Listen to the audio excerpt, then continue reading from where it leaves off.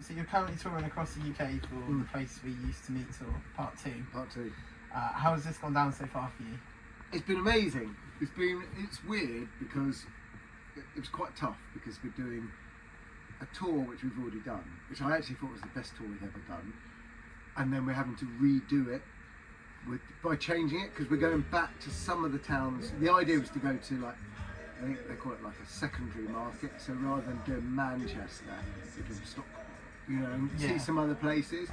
And so, but we are going to some places where it's the same. So we've changed the set list, and obviously you have people who will come see us. So it was quite hard to change because the set list was so good last time, to change it and make it work as well and be as fun and as engaging as it was a year ago, which has proved a little bit harder than I thought, and we finally got there. Like after it took a couple of shows to really get it as good as sweet spot sort of thing. To get it as good as I knew it could be. So it's kind of, we set the bar really high for our live shows. We have a lot of people who come and see us every tour, and so you want to try and make it different, but you want to try and give them what they want, and you want to try and play some songs which we don't usually play, and so amazing. It's been a great tour. So you've had a bit of trouble as well for the Isle of Man as well, is that right? Was that a bit gutting that you couldn't make that one? Or? Yeah, it was a nightmare. We were at the check-in desk. What was even worse is we had to get up really early. We were in the bus and we got up really early.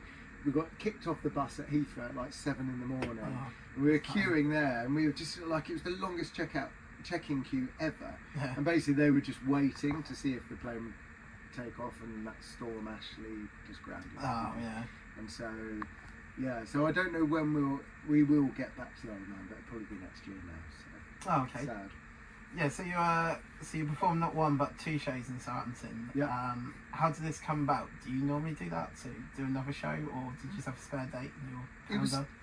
We had a spare date, and so the promoter was just like, it sold out really quickly. Like, it sold out within like a week, and that was a year ago. And so we said, can we put on another date? And we actually had a couple of days off after this, and we were like, let's do it. And I remember last time we were here, the toilets blocked during the support act, and there was literally shit coming out of the toilets, and the promoters was like, we're going to have to cancel the gig. And like, the thought of having to cancel a gig, because obviously you still have all your costs like that, I was like, can you try and do whatever you can? So we like rushed on stage, and we were trying to do as much of a show as possible. So, because the fact that everyone's already in the venue waiting for us. So literally we jumped on stage and we just played all the hits, like straight away. We just did all our big songs in the first like 20 minutes. And then like the guy was like, we managed to unblock the toilets, you don't have to stop. So then we had to like fill out another hour of a show. But it was really good fun. It was really good. It was a good laugh. And have you got any plans with Southampton in the next few days? I have actually. I'm staying just across the road. And I do live quite near. I'm probably only about an hour and a half away. So I could have just driven back, but I thought I'd stay. It was a lovely sunny day today. So it was very nice actually. There's a few good museums. I might do some shopping and just go. It's not far, is it? So it's so nice to just like. This tour's been quite good because usually I'm rushing backwards and forwards and trying to get home or do some writing sessions. And here I've just been doing the tour, so it means that in the morning you just have the whole day to yourself. Tourist, and so I love that. And the last time I was in Southampton, I hotel as well. And I really love Southampton. It's got like I've got really nice vibes as a city. So. That's it. I was about to say, has it been full on? 2 years of touring. It's been longer than that. We've toured every year since COVID, so we didn't didn't play any shows for like almost 2 years, and then we toured 21, 22, 23 and 24. So this is the 4th year consecutively. A long time on the road. Touring, So there's no tour for next year. But then, Not yet. We got some summer shows. And we probably, we want to finish an album, and I think 26 we'll come back.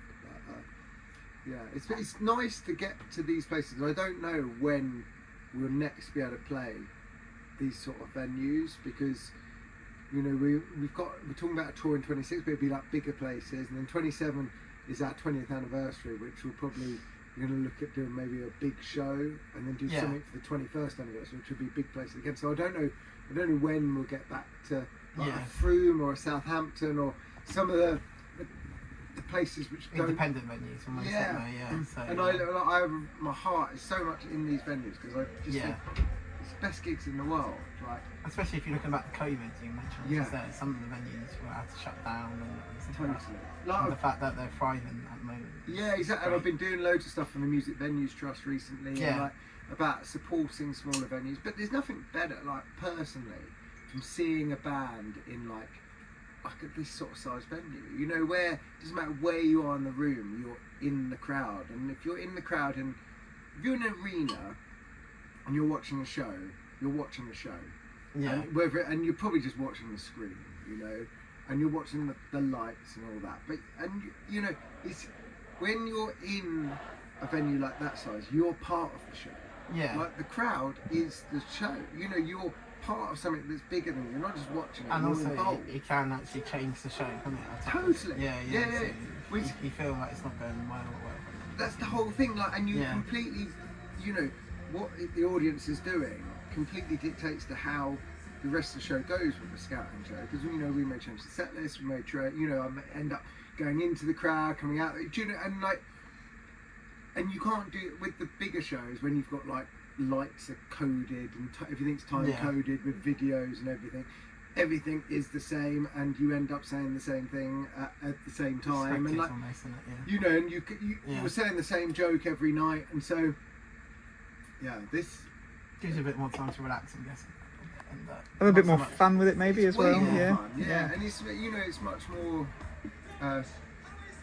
You know, we generally once we get to a good set list, we all stick to it for that tour.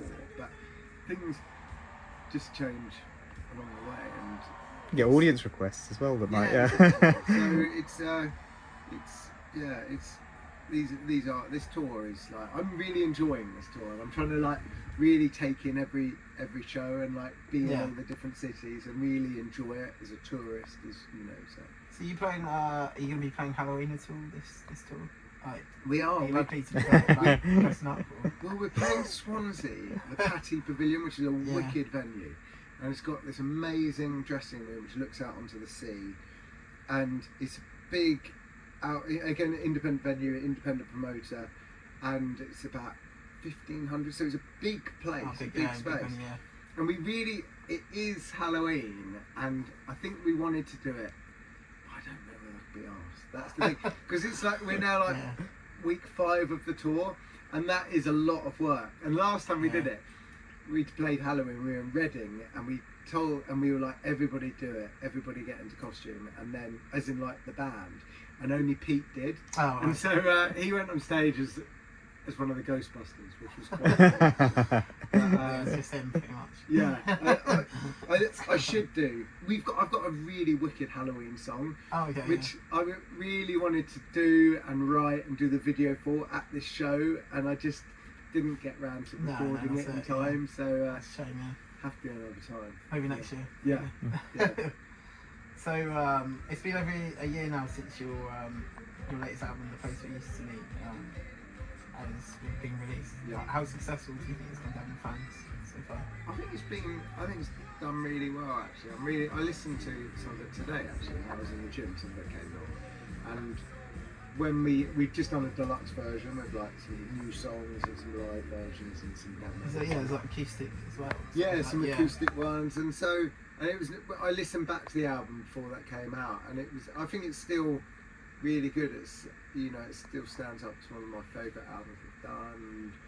You know, and every album is like, you know, tells a story of where you are in that time, and you know, and these days, you know, people don't really listen to albums as much. You know, your hardcore fans will listen to them. It's difficult, isn't it, to get that sort of, especially with the algorithm and Spotify and stuff like that, to get those, especially the sync. Like a lot of people just listen to playlists now, don't they?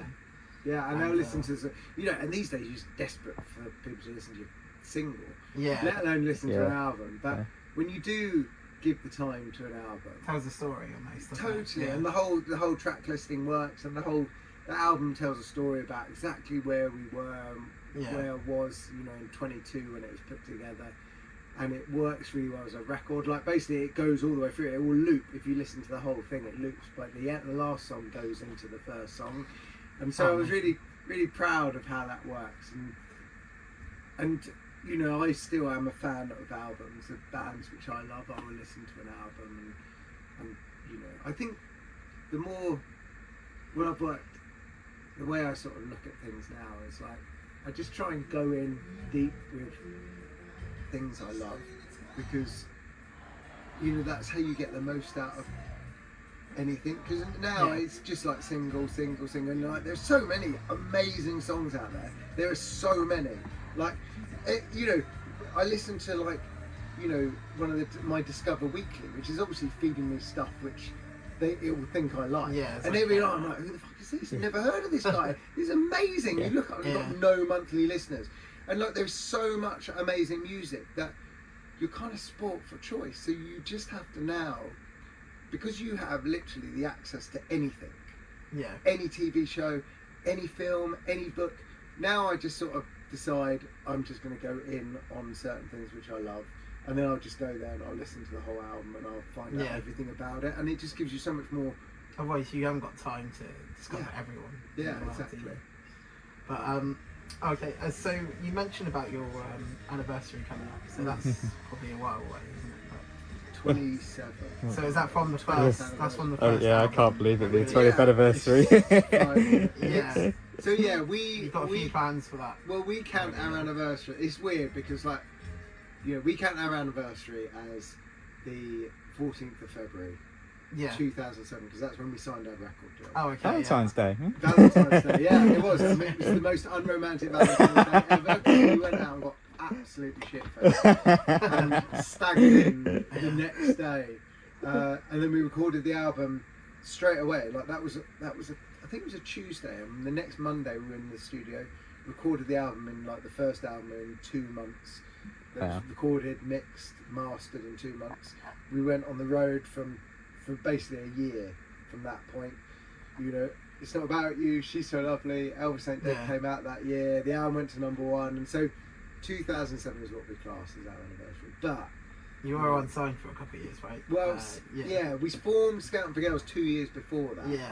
But before that, we'd been playing, the three of us had been playing in a rock band for probably 10 years. And before that, me and Greg have been playing acoustically for like 2 or 3 years since we were like 13. So there are so many anniversaries, but the one we're calling it the 20th anniversary. So we've got some big plans for that. Some big, really big fun things, and then probably not a tour till the 21st. I think. Yeah. No, that's good. So it's just frightening how quickly it That's comes it. It's awful. It's like, next year, so I'm feeling a bit. So even like a band which I love, Embrace, who they were kind of, I feel like they were like almost a generation before. And I remember speaking to their guitarist, and he was saying it was like their 20th anniversary. And I was like, God, that's so old. And that was about 10 years ago. And like now I'm like, oh. So it's amazing to still be doing it. That's like still here 20 years later. That's an amazing thing. Not every band gets to do it. So God, no, well, so few do or choose to. There's that too. So, I think obviously the hits which we had back in the noughties still fire up the live set, and they still sell the tickets. But I do, I'm still really proud of everything we've put out since, and we still there is always been.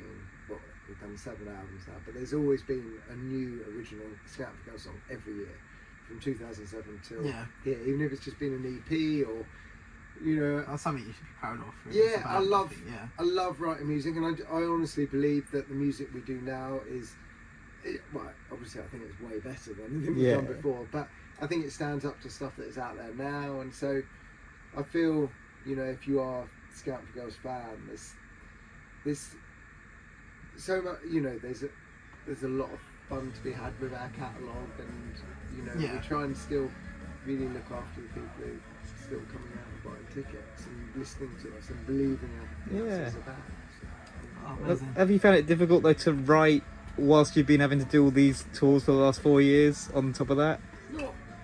Not really. I can just. I don't know. It's just what I do. Yeah. I play live and I write music, and writing a song for Scout for Girls is just writing the songs which I love the most. So you know, the next album there's already like 40, 50 songs written, so it's just about choosing which ones. Knocking it down now, yeah.